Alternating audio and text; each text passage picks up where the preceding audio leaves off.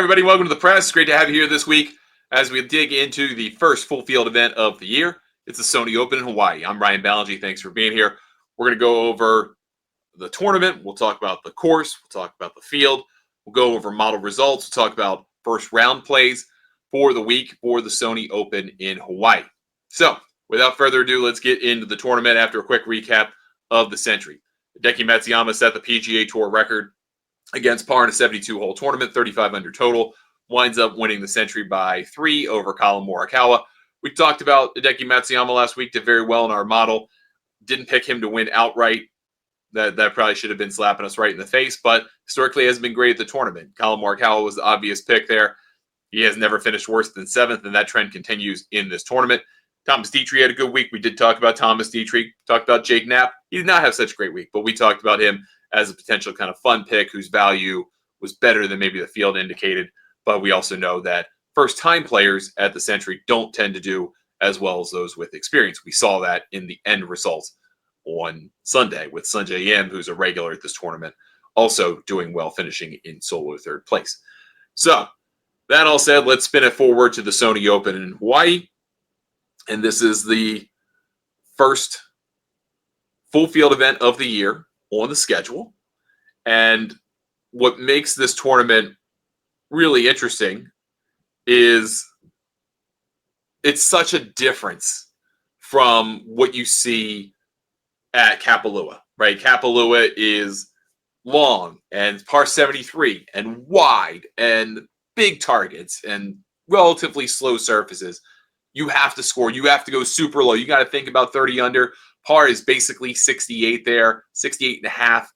If you want to keep up with the field, you got to be in under that number all 4 days to have a chance.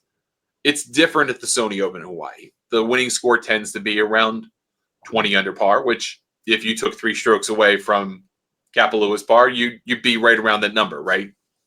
But getting to that 20 under number is a little bit different. And the golf course that, the second course in a row we're playing in Hawaii, move to Honolulu, we go to Waialae Country Club, and it's a 1927 Seth Rayner. I mean, it is a golf course that was in the absolute golden age, the first golden age of golf course architecture. It is 7,044 yards. The course is not any different from the 2024 card. You got a par 5 on each side instead of having multiple par 5s on a side.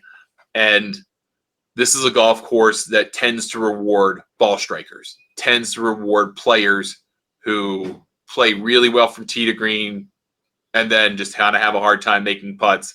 But they wind up hitting it close enough because the targets are small, they move themselves shorter putts, and they can score well. So you've got an $8.7 million purse, $1.566 million to the winner. You've got 500 FedEx Cup points to the winner here as well this week instead of 700 compared to last week. We have a pretty decent field for this tournament. You've got really at the top, obviously, Hideki Matsuyama because he won last week, so he's going to be your headliner. But he's still part of the field, at least for now. You had him at 10-1. And then after that, you get into a really interesting field of ball strikers heavy on the odds table. So let's go down that board right now. So Corey Connors, who had a very nice week at Kapalua, is 14-1. You got Ben On, who lost here in a playoff last year to Grayson Murray. He's 20-1 along with Tom Kim and Russell Henley. Russell Henley has done well here in the past. Probably one of your better horse for course plays of the week, which we'll get to. Keegan Bradley, 22-1, had himself a pretty nice week at Kapalua as well. And he was in the playoff here last year along with Ben On, 3-person playoff. He's 22-1, has a good track record in this tournament, including a couple of 12th place finishes in the last 5 years to go with that P2 from last year. Maverick McNeely is 28-1. Want to come back to him. I think he's an interesting case this week. Bob McIntyre, Siwoo Kim, a past champion, they're 30-1. JT Poston and Sahith Theegala are 33-1. Want to hone in a little bit on JT Poston, who was 6th here last year. Did not have the best week at Kapalua despite some decent prior results, a couple of top 15 finishes in his prior 2 starts at Kapalua. But as we've said before, and I'll say this about Sahith Theegala as well, they tend to do their best work on tighter golf courses. That seems to be the case for Tom Kim as well, who's obviously got wins at Las Vegas on a desert golf course that plays narrower, right? Not as wide looking compared to your average PGA Tour course. JT Poston has victories in Las Vegas. I mean, he's done well plenty of places. John Deere's a little bit tighter. He's done well there. Sahith Theegala's schedule, if you look at his results, he tends to do well in tighter golf courses, not on wider ones, which I think is kind of interesting, although he does have the imagination of a player that really makes that possible, right? He wants to hit the harder shots. Well, you tend to get the harder shots when there's nothing, there's something in front of you. There's something in the way, and that's a golf course like this one. Austin Eckroat, Kurt Kitayama, Taylor Pendrith, all 35-1. Pendrith had a great week at Kapalua. Made an albatross, the 8th of his lifetime, by the way. First in a tournament, but 8th of his lifetime. One Sunday at the Century, first in tournament history. And then 40s and 45s, Brian Harman, Davis Thompson. Luke Clanton, the amateur, is in the field this week. Finished co-runner-up, had himself a chance to win the RSM in his last opportunity on the PGA Tour. He is close enough to play this week that if he can get a good finish, he can have accelerated PGA Tour points that would get him a card pretty much right away. So that would put him in position to have a PGA Tour card as soon as he declares as a professional. That's why he's here. That's why the opportunity is there. He is a great player. He shows out well on the model. He's got a relatively small sample size, so that's got to be weighted a little differently. But 40-1 tells you what the books think of his opportunity to win here. Ben Griffin is 45-1. Want to underscore him a lot. Played very well to end of the year. And we'll talk about that a little bit later on. And then Harry Hall, who had himself a nice week at Kapalua, is 45-1. His best work tends to be on these shorter, narrower golf courses. I think about his run at Colonial a few years ago, although he did win the ISCO championship in Kentucky on a golf course that was fairly wide, fairly long. So take that for what you will. Let's move over to our look at horses for courses for the week, right? We tend to kind of think about things on two different planes when we're talking about tournaments, right? Trying to pick out outright winners. We're looking at guys who have a good course history. We're looking at guys who have been playing pretty well. We don't really have as much data about guys who are playing well recently because you had a big gap between the FedEx Cup fall, who participated in it, when it was played, compared to recently. So even if you looked at guys who had a really nice fall like Matt McNeely or Matt McCarty, Ben Griffin comes to mind, right? He had top 15 finishes in the final two events of his season, including 8th place in Bermuda, place that's tight, place he likes. But how much value those things have in the fields that they played against and when they played them, those are kind of diminishing returns, right? So when I'm talking about one and done picks for the first few weeks of the year, I don't even talk about current form for most of these players because you don't know what you've got with a 6-week break or a 7-week break, or even for the guys that played a lot of golf in that fall period against weaker competition. You really don't know what you have. I think about like a Joe Highsmith. Do you question to a degree what Matt McCarty's win means because it wasn't against the best field at Black Desert? Do you feel the same way about Matt McNeely? Maybe not, because that was probably the best field of the fall outside of the Zozo at Sea Island. So you got to think about those things a little bit, but I don't talk too much about current form in these first couple of tournaments of the year. So let's focus on the horses for courses, players who have multiple top 15 finishes in this tournament in the last 5 years. The three guys that probably come right to mind are Russell Henley, Keegan Bradley, and Corey Connors. Corey Connors has been part of the story here 3 of the last 4 years. Keegan Bradley, 3 of the last 5. Russell Henley, practically every time he plays, but maybe a couple in his entire career. Hideki has won here. I think if you're trying to pick off Hideki once again, I think it's a foolish bet to bet him at 10-1. It's really hard to win once on the PGA Tour. It's even harder to go back-to-back. It's even harder to go back-to-back when two horses are very different like this. I know he has a good track record here, and I'm sure he'll show out well, but it takes a lot out of you to win, and I think any kind of expectation that he's going to contend to win here is probably misplaced given the price. You could think he's going to do well. You can pick him for your one-and-done leagues, your fantasy teams, all that stuff. All that's fine, but to put good, hard currency to work at a 10-1 number on a guy who was 22-1 last week and is probably dead tired, I don't know if that's a good investment.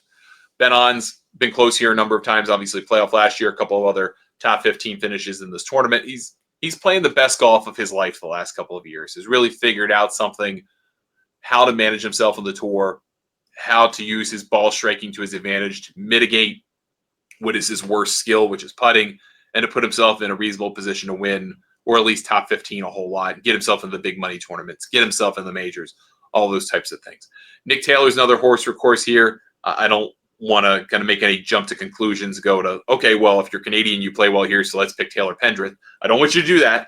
Nick Taylor and Corey Connors are their own cases. They're their own people. But Nick Taylor does have a good track record in this tournament. Mac Hughes, for what it's worth, another Canadian player, seemed very excited to play here this week. Doesn't have the best record here, but does have a decent finish. Chris Kirk also has played well in this tournament. Did not play particularly well at the Century for his title defense. Again, won as a long shot last year, kind of started a trend of very shocking winners. Grayson Murray was 500 to 1 last year to win this tournament. But, and that leads us into the history of this tournament, if you're looking at players who win here, you tend to kind of get players outside of Grayson Murray in that 20 to 50 range, maybe 30 to 50 range, depending on where they are. Siwoo Kim kind of won this thing out of nowhere, but again, great ball striker, plays well on these kind of narrow golf courses. So that's not all that shocking. Cam Smith's kind of the opposite. Not a good driver of the golf ball, great short game. You get that with Russell Henley, too, as a past champion here. Then you've got Jimmy Walker, who's won here a couple of times, was not the best short game player, was a great ball striker. You have Kevin Na, who has no substantial length whatsoever, but man, he's got an incredible short game, and he hit the ball lights out that week. Patton Kizzaire's done well here. Matt Kuchar's done well here. Guys who are not great putters.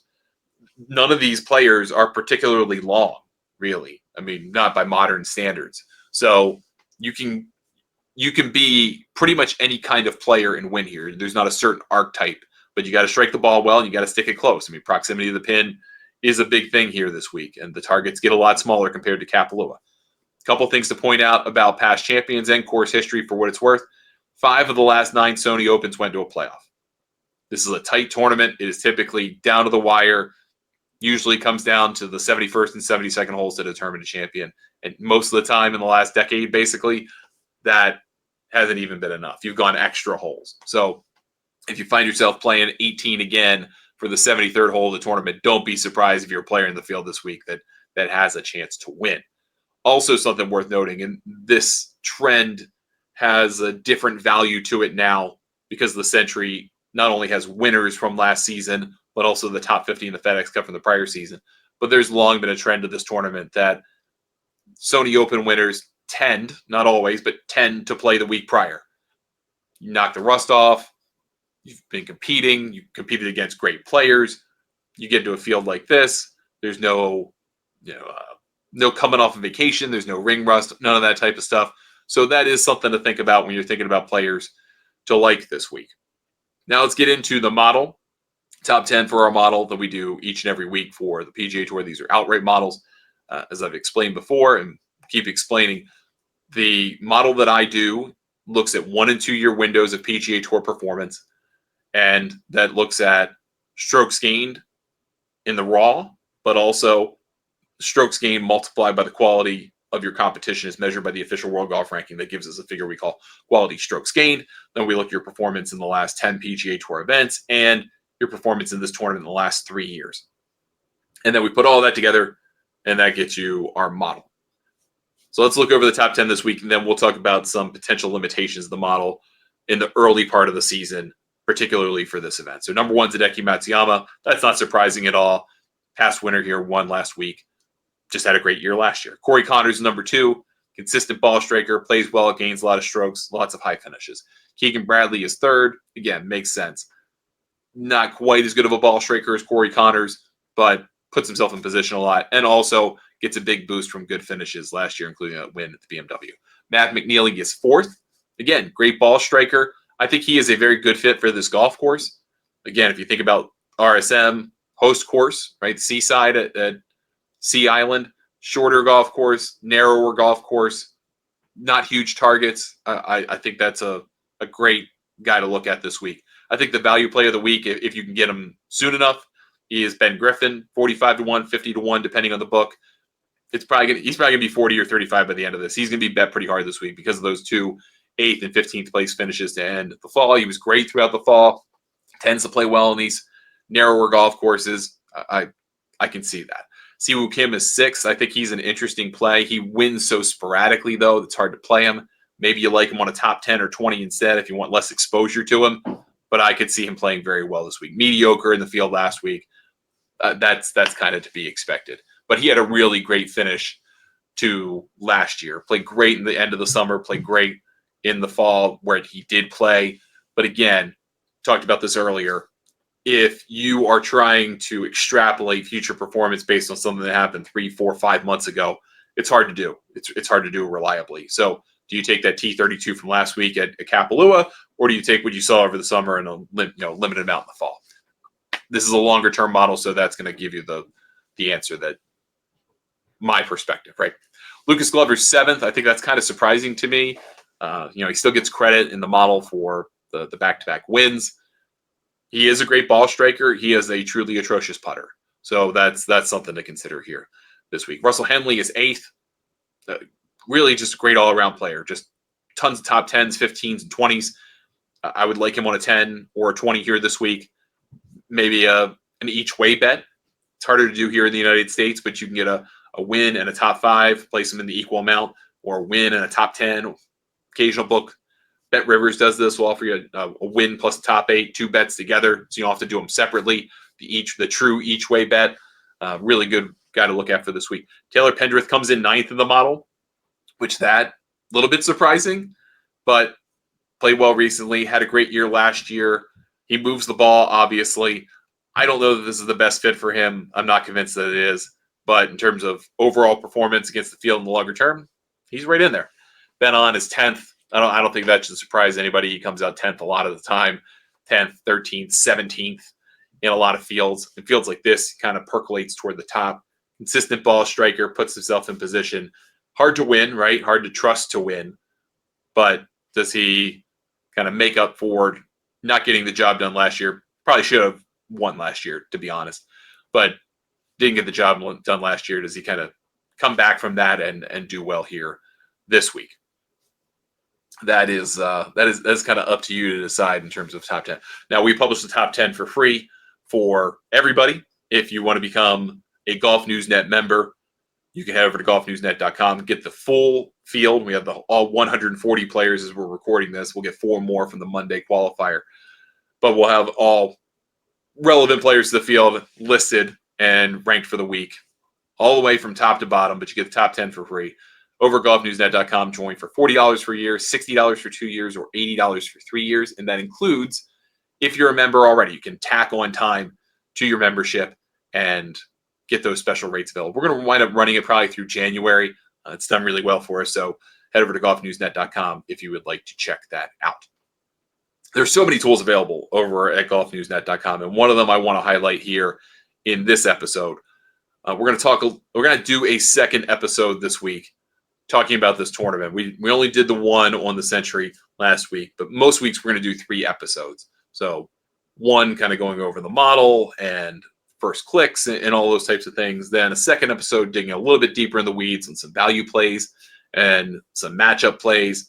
But I want to tease that a little bit as well for something we'll talk about in the second episode, which is first round leader bets. I know it's a market people love. It is a volatile market. It's really hard to win first round bets made pre-tournament. You might see something early on and catch it and get a worse number, but it's a fun market to have a sweat on a Thursday because you're placing an outright bet and you don't have any matchups. You really have nothing that gets resolved on Thursday or Friday in some cases. I'm not really a matchups guy.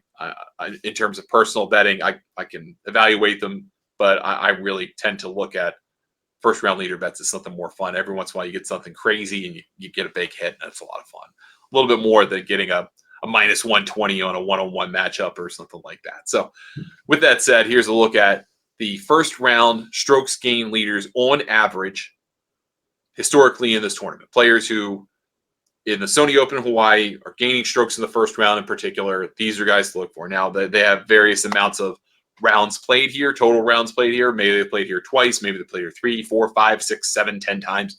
So those averages kind of change, right? But if you look at this group of players historically, you've got an interesting group. You got Taylor Montgomery, who opened his PGA Tour career playing great, did really, really well. Austin Eckroat's playing this week, has a good history of starting well here. Adam Svensson, good history of starting here. Matt McNeely starts here well, probably an interesting play. Maybe a Harry Hall is an interesting play for a first-round leader. Chris Kirk, Steven Yeager, I think is going to get lost in the shuffle a little bit this week. I think he is an interesting play. I really like both Eric Cole and Ben Griffin for first-round leader plays. I thought Eric Cole was going to be a sneaky play at the Century. That turned out not to be the case, but I think he is an interesting play here this week to win. You're still getting a really good number on him compared to the field that he saw last week. I think it's a reasonable play to think about him as an each-way bet. Hard for him to win. He's got one. He's done it, right? But it's a little bit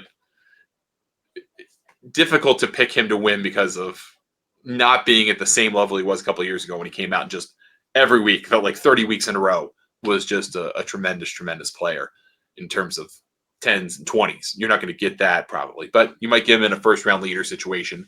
And then if that pays off, all your other action on him is good to go. So take a look at him. I think for a first-round leader play, I think that is worth a look this week. We'll talk about this a little bit more in depth on our second show of the week, but I want to kind of tease this out a little bit. I think it's an interesting play, and it's one of the tools that we have over at golfnewsnet.com. We don't have any other action this week, right? The Korn Ferry Tour gets underway on Sunday. We're going to be in the Bahamas actually for that. Going to be down there Friday and then play in the Pro-Am on Saturday, come home on Sunday. So we'll do the Amex preview shows like we normally do. We'll do this Monday, Tuesday, Wednesday from here in the home base for GNN TV. We'll do that for next week. Again, tomorrow we'll talk a little bit more in depth about some sleeper picks, some players a little bit deeper down, talk about a couple of matchup plays, maybe some 10 and 20, some derivative plays. Put all that together for you. We'll do 2 shows this week. In subsequent weeks, we'll do 2 shows around the PGA Tour event, and then a Wednesday show that will encapsulate everything else. We have the Team Cup on the DP World Tour this week. I don't really think that's anything worth betting on, and we won't have proper lines for the Korn Ferry Tour event until you get to the weekend. So we won't do a show about that for this week or next. They're both Sunday to Wednesday events to start the year on the Korn Ferry Tour. So watch for my socials if I want to give plays about those, but at least for the first couple of weeks, we won't touch on Korn Ferry Tour. And then before you know it, it's going to be LPGA season. We'll have the PGA Tour champions in Waialae. We'll be back up and running with 3, 4, 5 tournaments. Liv will be back before you know it every single week. So we'll dedicate a third show each every week to everything else, non-PGA Tour stuff. So hopefully you enjoy that. That's going to do it for us today on the show. Thanks so much for spending some time with me. I appreciate it. Again, back with another show tomorrow. We'll go over a little bit more in depth about everything happening this week at Waialae. If you have questions, get a hold of me, Ryan at thegolfnewsnet.com, on social media at Ryan Ballingy. Very much appreciate you watching. Join golfnewsnet.com for $40 a year. Get that special for $60 for 2 years or $80 for 3 years through the month of January. Talk to you soon. Thanks so much for watching.